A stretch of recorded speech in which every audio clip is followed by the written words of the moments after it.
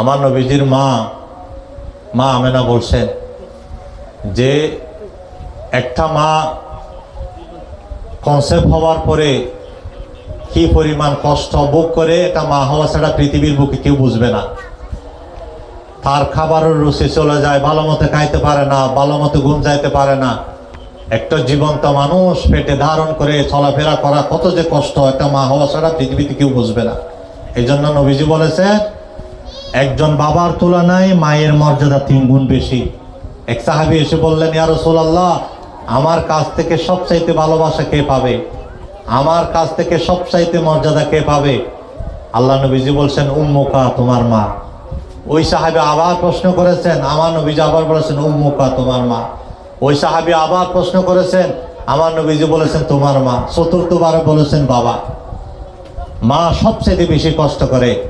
তো আমার নবীজির মা আমেনা বলেন যে একটা মা কনসেপ্ট হওয়ার পরে যে কষ্ট ভোগ করে, আমি শিশু মোহাম্মদকে গর্ভে ধারণ করে ওই রকম কষ্ট অনুভব করি নাই। সুবহানাল্লাহ।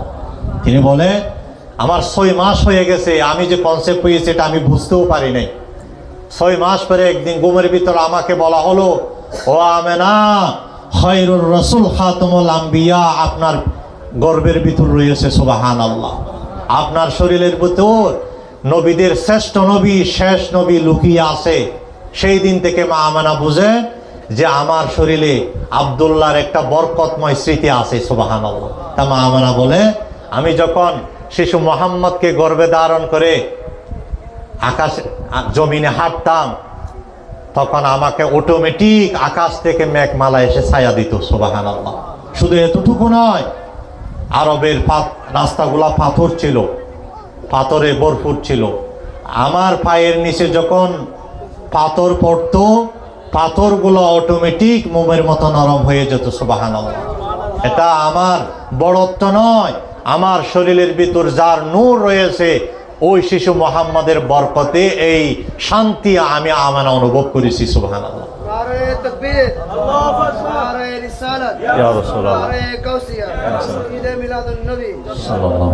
দেখেন, তৎকালীন মহিলারা গড়ের জন্য পানি আনতে যাইতেন বাহিরে, ফালাক্রমে পানি আনতেন। তো মা আমেনা বলে সমস্ত মহিলারা পানি আনতে যাইতেন বাড়ি থেকে অনেক দূরে কূপে। তারা প্রত্যেকে রশি দিয়ে বালতি দিয়ে নিচ থেকে পানি নিতেন।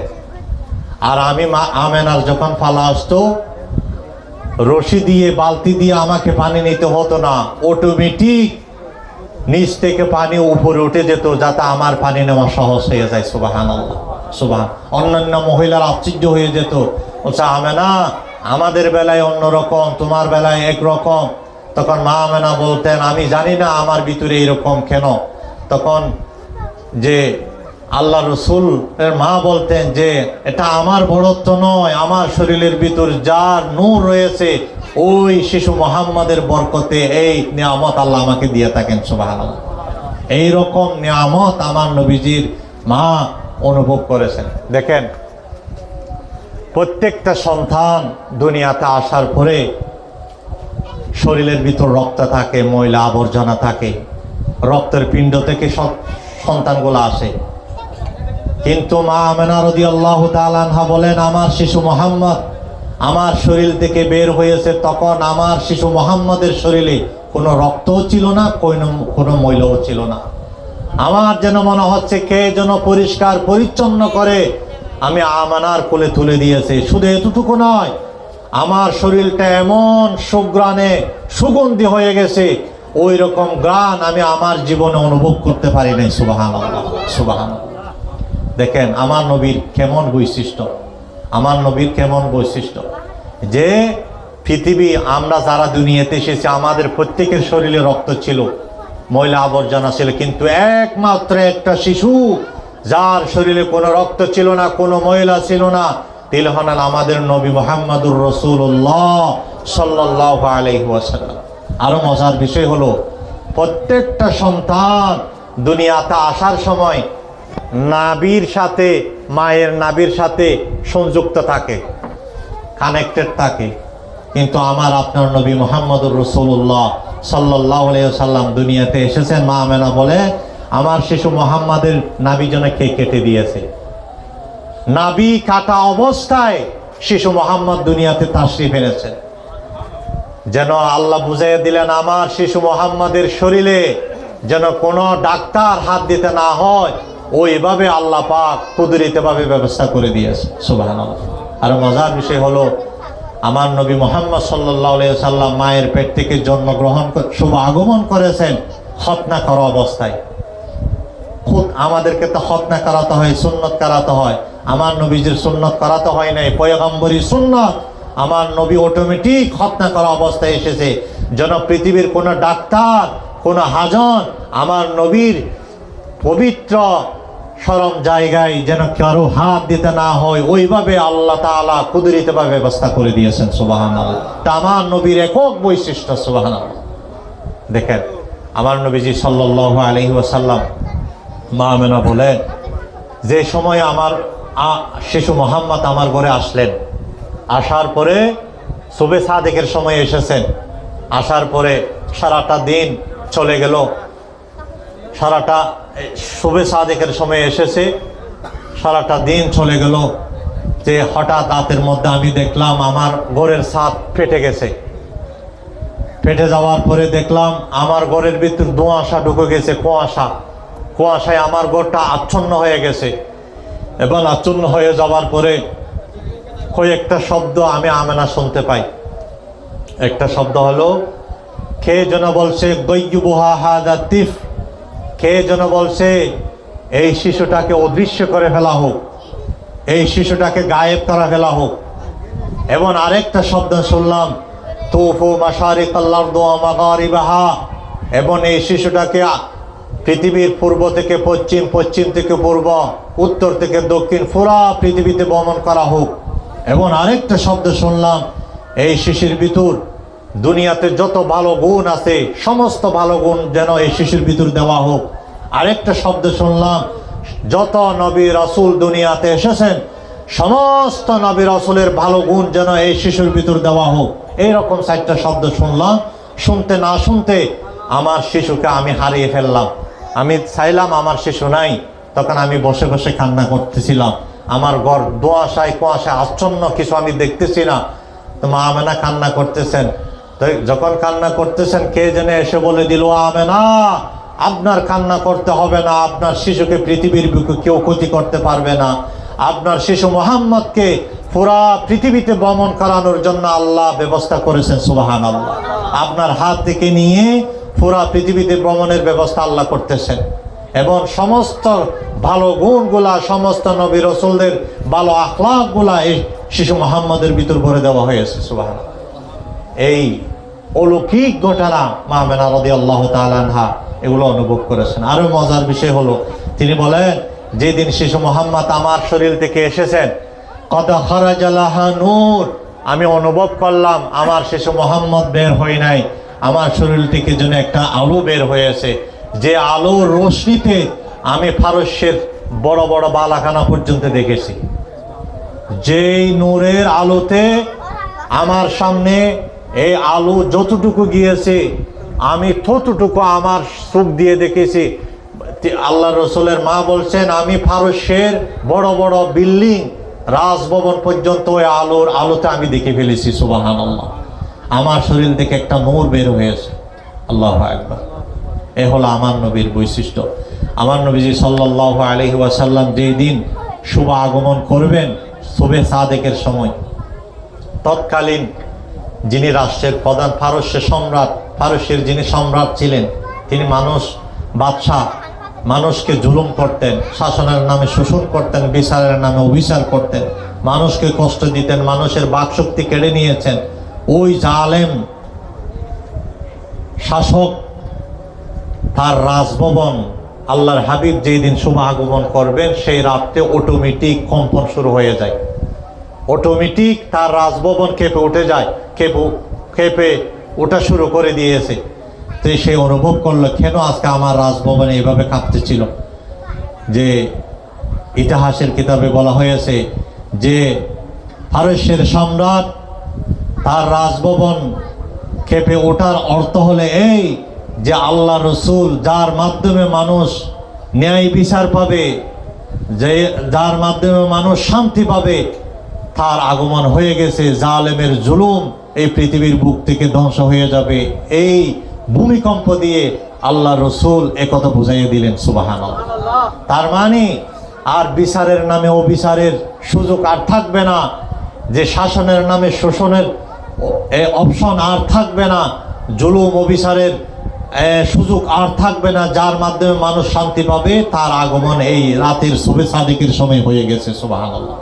পারস্যের আরেকটা পাহাড় ছিল, যে পাহাড়ে মাসকে মাস, যুগকে যুগ, বছরকে বছর আগুন জ্বলতো। সেই পাহাড়টা আল্লাহ রসুল যেই দিন শুভ আগমন করেছেন, আগমন শুভে সাদিকের সময় করেছেন, সেই সময় থেকে অটোমেটিক আগুন অটোমেটিক বন্ধ হয়ে যায়। তার মানে আল্লাহ রসুল বললেন আগুনের পূজা শেষ, আগুনের পূজার দিন শেষ।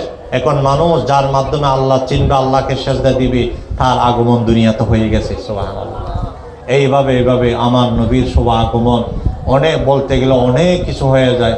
আল্লাহ বললেন ওমা আরসালনাকা ইল্লা রাহমাতাল লিল আলামিন, আমি তোমাদের জন্য রসুলকে রসুল হিসাবে প্রেরণ করিনি, আমি সমগ্র বিশ্বের জন্য রসুলকে রহমত হিসাবে প্রেরণ করেছি।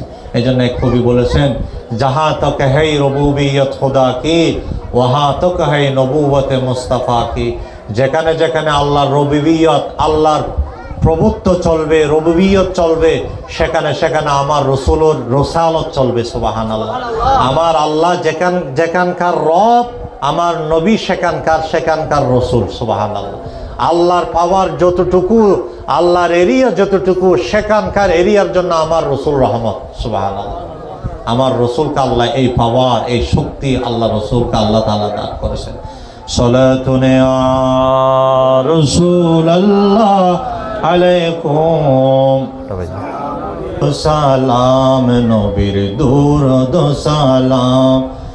আল্লাহুম্মা সাল্লি আলা সাইয়্যিদিনা মুহাম্মাদিন।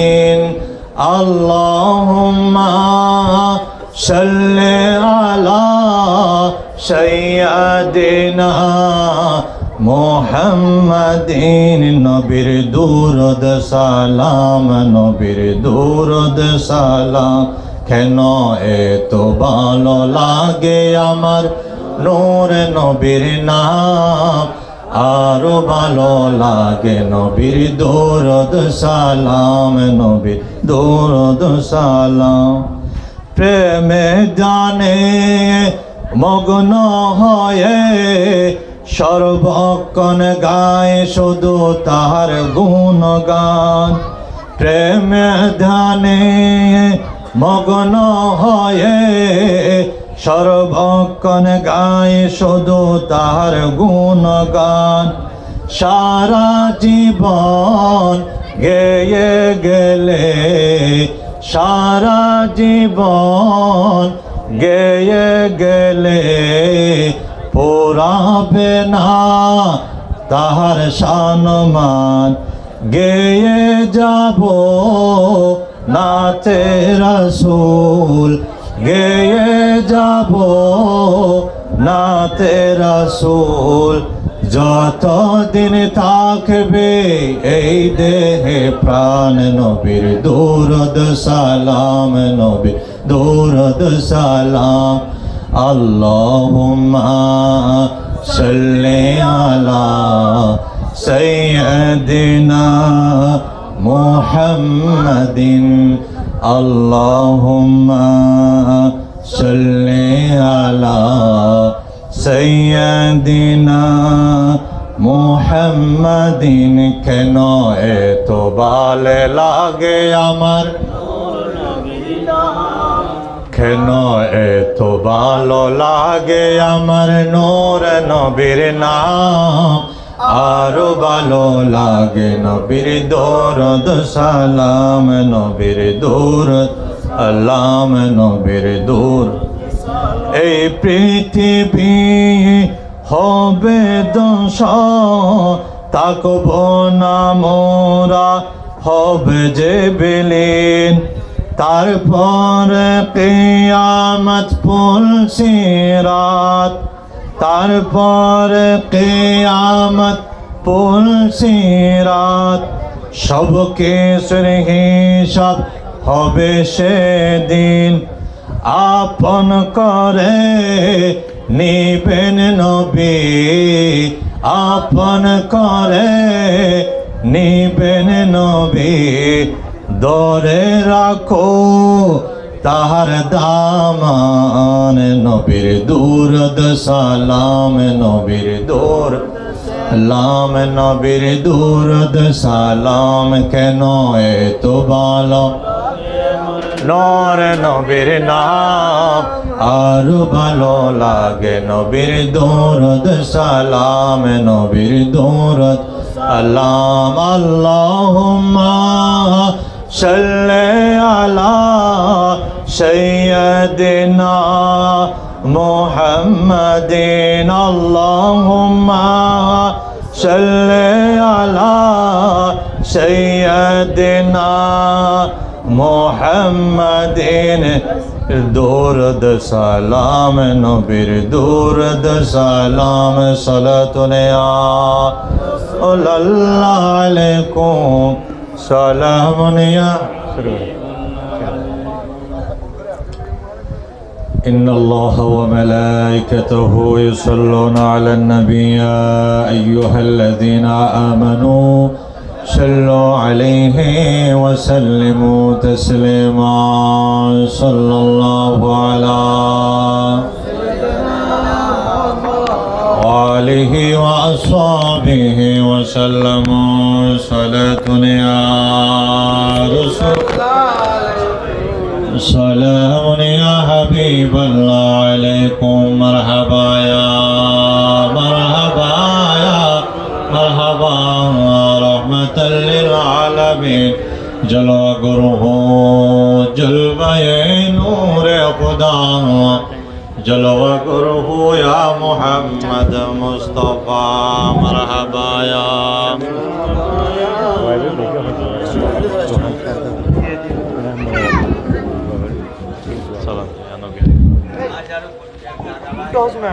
Gautama.